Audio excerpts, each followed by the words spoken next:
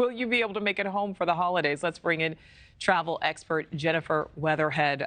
Jennifer, my producer just told me in my ear that forecast is depressing. It really is. A lot of people just simply waiting to see what happens. What is your advice to someone who is going to be traveling for the holidays? Yeah.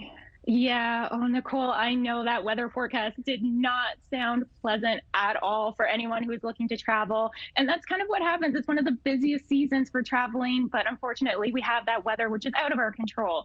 So, if you do have any flights planned within the next few days, the rest of this week into the weekend, or even early next week, you need to start thinking and start making some plans. So, the first thing I would say is you need to be up to date on that weather system and know exactly how that might impact not just your airport where you're flying out of or your destination, but also the flight path that you will be taking, especially if you have a connecting flight as well. You want to see what your options are going to be. And the best thing that you can do right now is get ahead of this, be proactive, call that airline, see if you can make these changes. A lot of them, as you mentioned before in the previous segment, they are offering those waivers so you don't have to worry about those change fees, but get on that right away, because as soon as you get to that airport and those flights are canceled, all those future flights are going to book up really, really quickly. So get ahead. Yeah, that's right. I have a friend who lives in the Northeast. She's in another country right now. She was supposed to come back Thursday. The airline already notified her today. They're sending her back on Monday.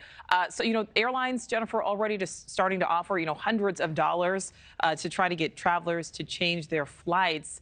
As we get closer to the weekend, as we get closer to the storm actually hitting, how high will the airline officers or offers typically go?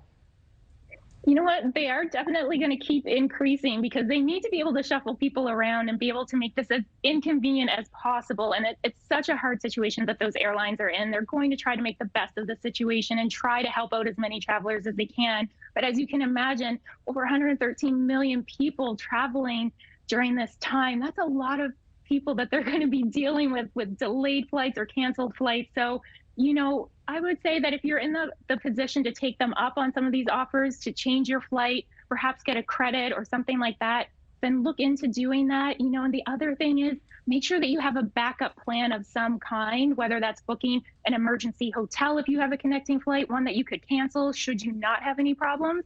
But you don't want this to turn into a planes, trains, and automobile situation like that movie, because, God bless Del Griffin, because he actually made some plans in advance, but we know how quickly things can change and get really, really, disastrous. And you want to avoid that if you can. Absolutely. All right. Jennifer, thank you so much for your time and happy holidays to you. Thanks. You too.